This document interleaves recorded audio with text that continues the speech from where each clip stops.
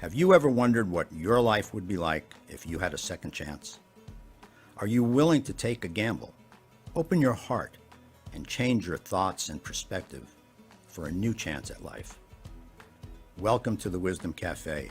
I'm your host, Arthur Tassinello, a relationship and leadership coach and mentor. Join me each week for insights into how you can have more love, happiness, peace, and abundance in your life without giving up who you are. Know that you are powerful and you are the governor of your life. So listen, learn, and leap into a better future. Welcome to Wisdom Cafe. I'm your host, Arthur Tassinello, and I'm passionate about helping you have great relationships and more love and peace. Would you like to understand why you don't have more loving, kind, and happy relationships? And why your career or business is not more successful? See, for decades, I have researched, read books, watched videos, and had conversations with psychologists, therapists, gurus, and masters to help me improve my relationships and have more successful career. I've studied the teachings from the Bible, the Torah, Kabbalah, the Zohar, Course in Miracles, Buddhism, and more, searching for what it takes to have these things. Over decades, I've done the hard work, diving deep into this information and making changes in how I think, the words I use, and how I act. This is the knowledge, this is the understanding in essence. This is the wisdom I will be sharing with you at the Wisdom Cafe. So I've written many books so you can have more peace, love, happiness, and success in your life. But first, I want you to ponder this. How important is it to you to have more love, peace, and happiness and success? Are you willing to make changes in your life? Are you willing to invest time? Are you willing to give up old habits? Are you willing to take responsibility for how you think? So if you're ready to dig deep, then just say, hell yes, I'm ready, because that's what I want. And this is the wisdom I will be sharing with you, which will be wasted if you don't use it. You see, I know you, and I know that you need this information. But until you want it, really want it, and stop blaming someone else for not having it, you will not have the love, peace, happiness, and success that you seek. You see, I've been working on myself for decades. And every day I still work on being the best person that I can be. I'm not perfect, and sometimes the past and feelings crop up and they get in my way. But it's only because I really want this do things work differently. Each day I start with having gratitude for whatever I have, because I have found the secret to having peace, love, happiness, and success. So in addition to this weekly show, please consider purchasing any of my books on Amazon. It not only helps pay for the show, but will also help you follow along and build a solid foundation for yourself that will continue to enrich your life and those around you. So if you want to improve your relationship with yourself and others, just go to Amazon and search for Arthur Tassinello, and you can buy the books there. I'm also working on an online course for all of us, which follows my book, Your Key to Love and Happiness. Now, I know you're here to get tips and info on love, peace, happiness, and success, but I want to share a little bit about me so you understand that what I write about and speak about are what I live. So I grew up in New Jersey to a very loving mom and a workaholic dad. And until I was 13, I lived in a very small apartment, and with my sister as well. At 13, we were lucky enough that my dad had enough money that we moved to a house in the suburbs. And it was a small house, but it was something that was way different than living in a city and everything that went on in the city. So suburb life was interesting and kind of fun. At 17, I went off to college, and I never went back to live in that house again. I was always on my own. But I want to share with you a miracle story, because miracles do happen.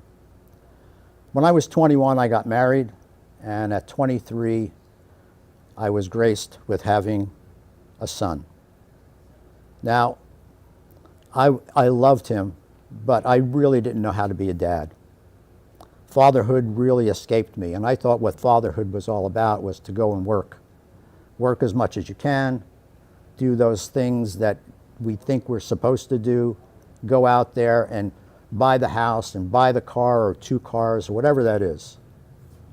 But unfortunately, 4 years later, his mom and I divorced. And I became the part-time dad. And so part-time dad wasn't any easier than being the full-time dad. I lived close, but still not understanding what fatherhood was all about.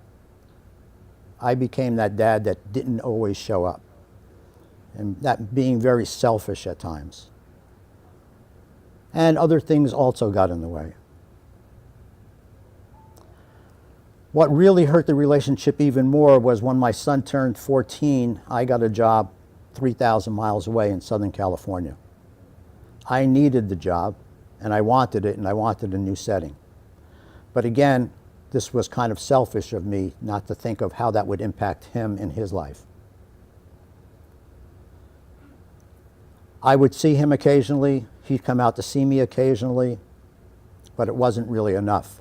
It wasn't enough because a full-time dad is really needed by any child, just as a full-time mother is. Anyway, 6 years later, funny thing happens. I really thought about how I impacted our relationship, and I just needed to speak to someone. So I looked up to the heavens and I said to God, you know, God, I haven't been the greatest dad. I hope I'm forgiven for that. But I want you to know, if I ever became a father again, I would be totally different.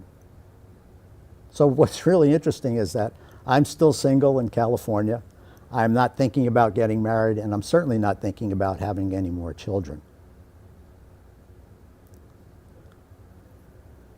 2 years after that, I meet someone, we get married, and 14 months later after our marriage, we had a little girl. So, as you saw in the rolling credits in the beginning, we talk about second chances. Maybe we sometimes get a second chance and don't recognize that.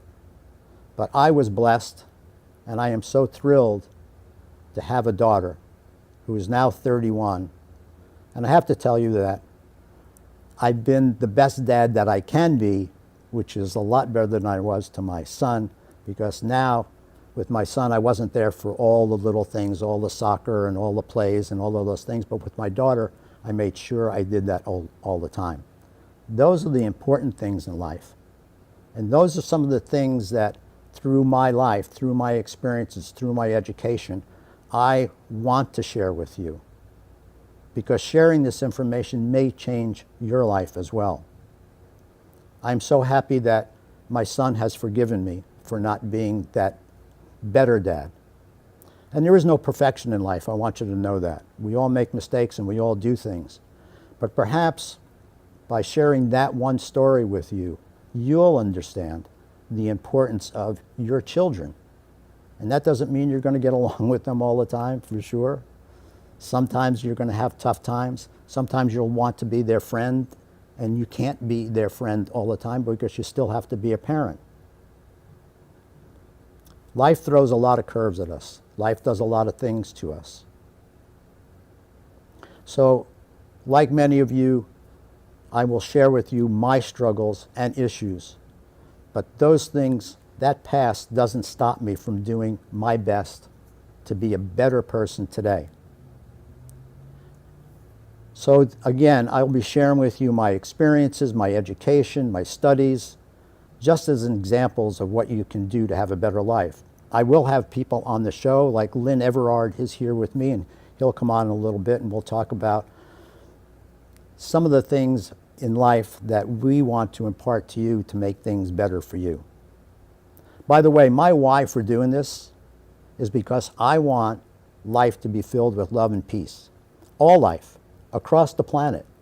And I know many of you might say, yeah, right, Arthur. How can you have peace on this planet? Look at everything that's going on. Well, there is that possibility. It may not be probable to do this, but it is possible to do this. So anyone can change if you're willing to change, to be the better person, to have that love, peace, happiness, and success. But it will take energy and you wanting to make those changes. And it's just one of the many reasons why I'm so passionate about what I write and speak about, why I'm passionate about creating positive moral habits and wanting to help as many people as possible create better lives. Now I want to give you a little morsel to live by, and you can live by this every day. Consider writing it down, and because this is how you begin to change. Watch your thoughts because they become your words. Watch your words because they become your actions. Watch your actions because they become your habits. Watch your habits because they become your character.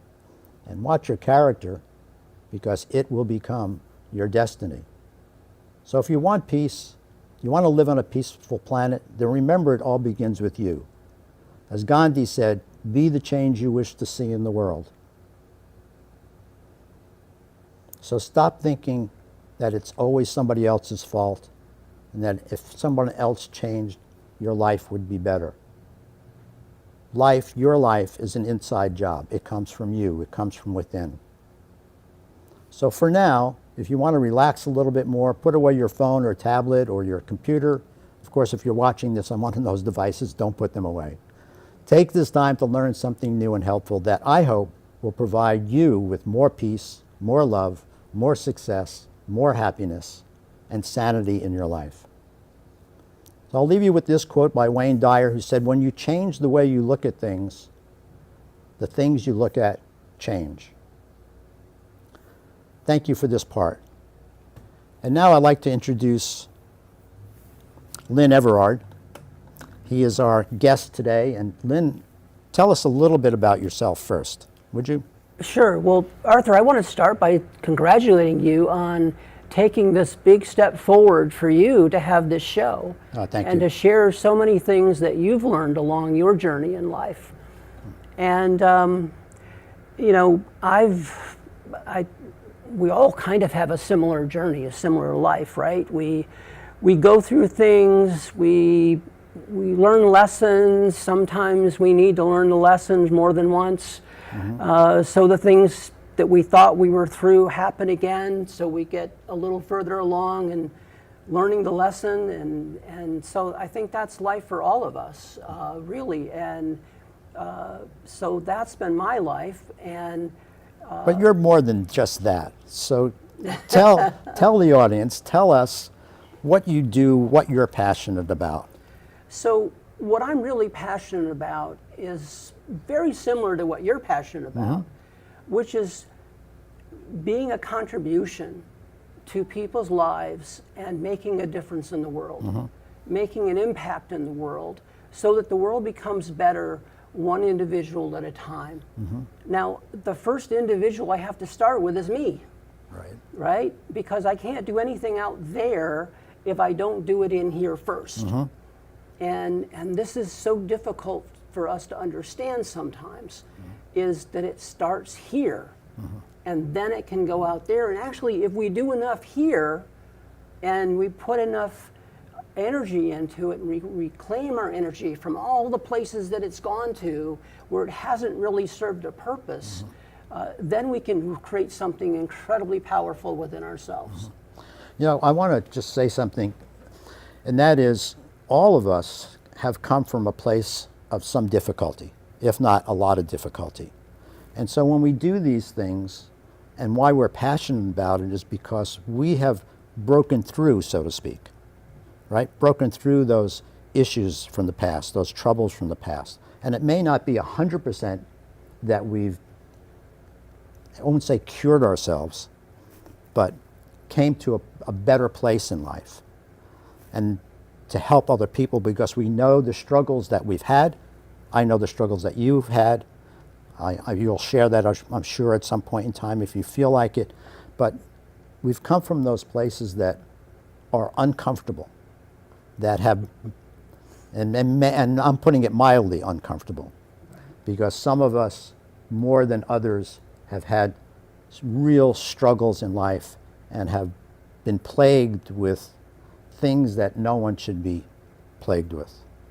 So we do this because, I'll say for me, and I know for Lynn, because we love you, because we care about you. As much as we care about ourselves, we care about you.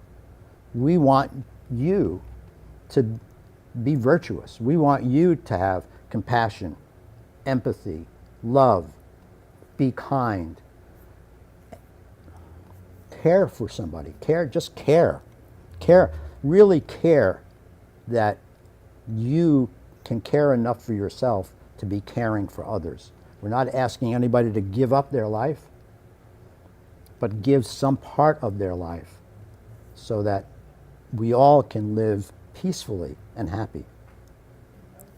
Absolutely. You know, Arthur, I recall you asking me a question about, you know, what did I see as standing in people's way of being the love that they know that they are? Yes. Right? And being able to give that love into the world. And this is something that I've thought about for a long time. And the answer started to really come through in a big way a couple of months ago. And one of the things I realized was that in our world today, we are living in a sea of guilt. Literally every direction we turn, there's somebody trying to make us feel guilty about something. Right. And, you know, it goes so far as to people wanting to make us feel guilty about our thoughts. And when we feel guilty about our thoughts and we're told that our thoughts are bad and wrong, we start putting all of this energy into policing our own mind. And this is different than, I agree with what you said in your opening, that thoughts do become things.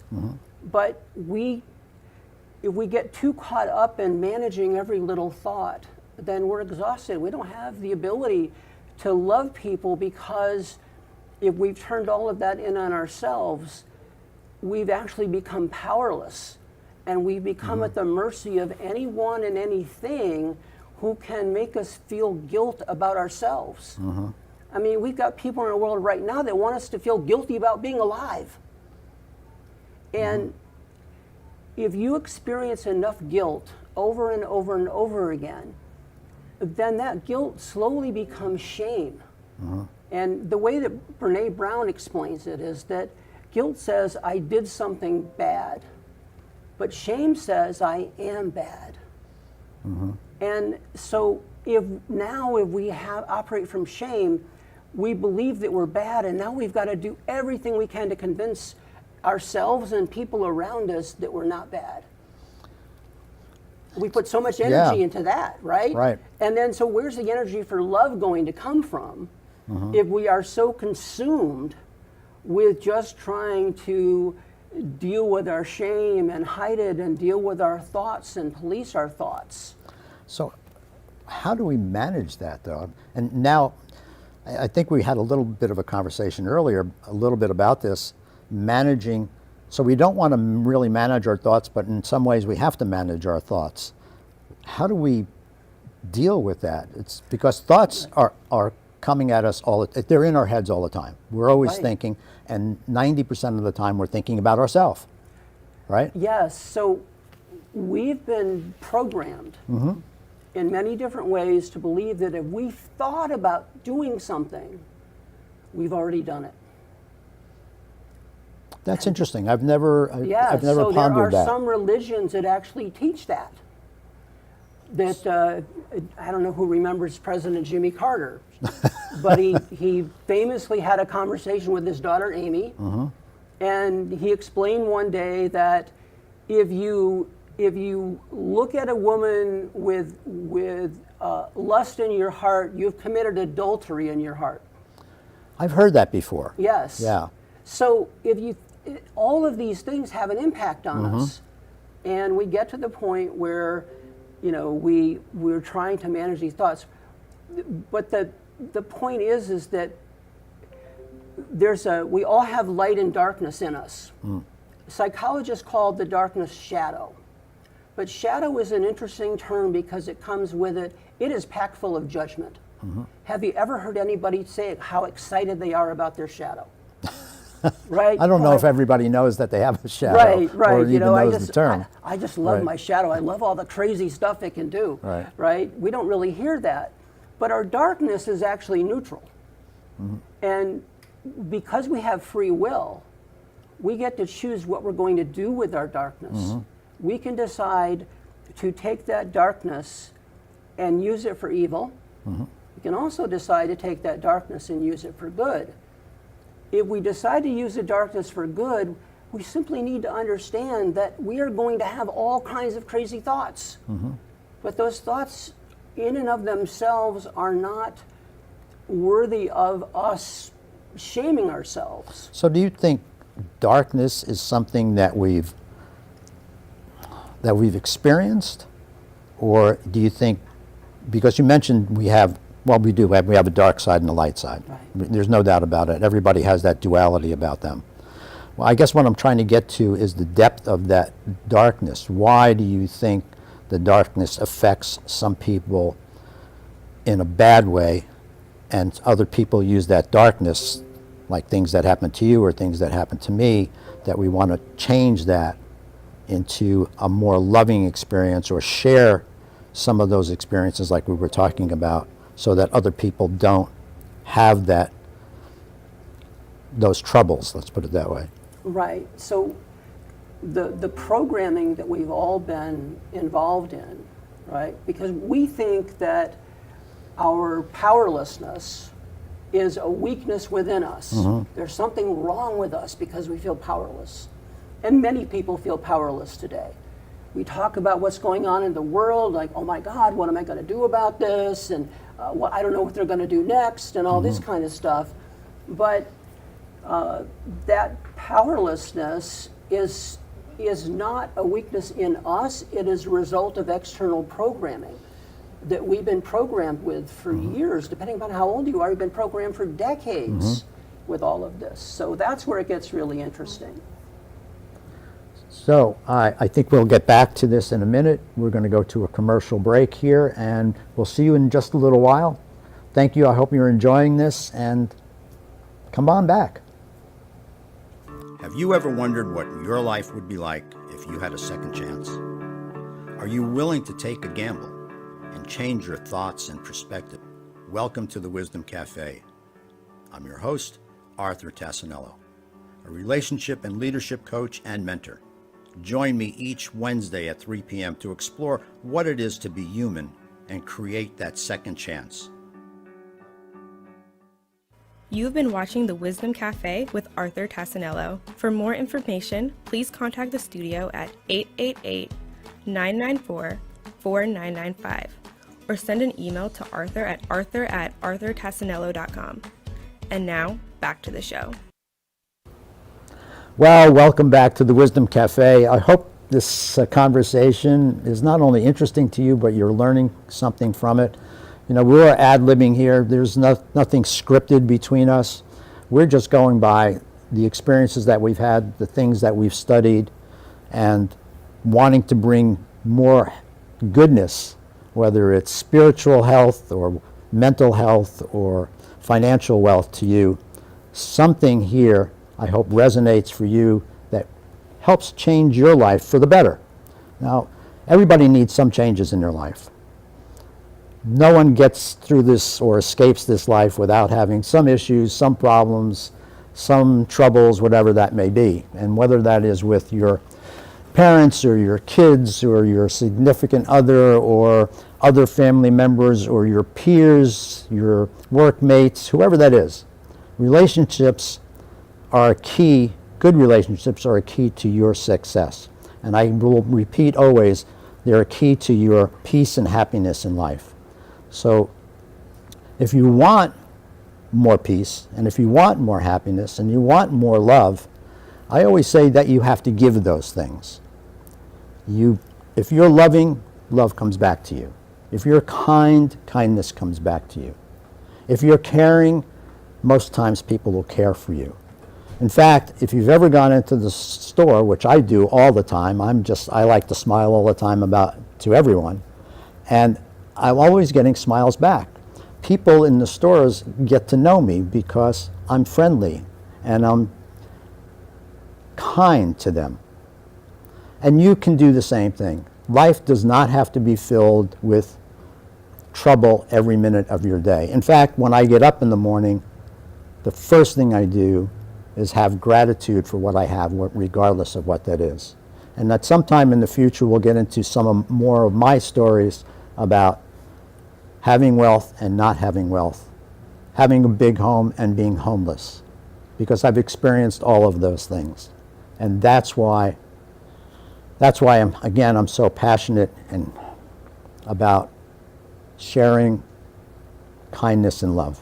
So let's get back to Lynn a little bit. We were talking about, our psyche basically, and our belief systems, and how we can kind of get through these thought processes that some thoughts are good and some thoughts not so good. And I'm kind of stuck in my head about monitoring it, because in one way we don't want to monitor some of those thoughts, but in other ways we don't have much of a choice. Right. I want to share with you that I have created a new group coaching program. Awesome. Called Integrate Your Darkness, Intensify Your Light. And if people would like to find out more about it, they can go to intensifyyourlight.com. Okay. And it'll explain more of how the program works. But basically, integration, we have layers of transformation, right? Mm-hmm. So we might go through an initial transformation where we understand, okay, I get this now, but how am I going to apply it into my life, right? Mm-hmm. How am I going to bring it in every day, mm-hmm. in every moment, mm-hmm. so that it guides me, so that it gets me where I want to go? Mm-hmm. And that's integration. And a lot of times people will have an experience that they call transformation, mm-hmm. but they don't integrate it. They don't take the time to apply what they've learned into their life. How do they know that they're really having a transformation? Well, sometimes they'll go through different programs, mm-hmm. right? There's all kinds of programs. There's weekend experiences, there's retreats, there's healing events, there's all kinds of stuff. Mm-hmm. And people often go for the experience because they come out with an emotional high. But sure. An emotional high is not enough to change a mindset. Mm-hmm. And where the integration comes in is actually in shifting the mindset, because it's the shift in mindset that actually produces the results that you're looking for. Mm-hmm. One of the dangers is people get so addicted to the experience, they never get to shift the mindset. They never get around to actually resolving anything. They don't mm-hmm. get the results that they want, but they've become addicted to the emotional high. So, as you're talking about that, I'm visualizing what a lot of us go through, which is wanting someone to kind of step in and help us manage our life, so to speak, so that we can have more peace and love in our life. It's not always easy, but that's something for another day and another conversation. But you and I also talked about one other thing, and that is, I want to get to, and perhaps you'll come back next week, and as we talked about Simon Sinek, and, yes. And he's always asking you, what's your why? But then again, he never really told us what the whys are. Right, he never defined it. Never defined the whys. So you mentioned someone else that has defined the whys, and who is that? So that's Dr. Gary Sanchez, okay. who is the founder of the Why Institute. Oh, which makes sense. The yes, right. Why like this? I don't know. Yes, and so I'm a certified professional why coach. Okay. And so I actually help people do that. Well, thank you so much for being here, Lynn. I'm looking forward to another conversation with you. Thank you for being here. Thank you for watching. I hope something in here, again, I'll say this over and over again, resonated with you so that your life becomes greater, it becomes more enriched, that you change something about yourself that changes your life. And by the way, when you start to change yourself, I guarantee you people will start to look at you in a different way, hopefully in a better way because you've changed in a better way, and we can go on and have more love, peace, and happiness and success in our lives. Thank you for watching today, and I hope you have a wonderful week. You have been watching The Wisdom Cafe. Join me each Wednesday at 3 p.m. to explore what it is to be human and create that second chance, as I examine ways about how you can have more peace, love, and happiness in your life. Until next week, remember this: when you change what you do and the way you look at things, the things you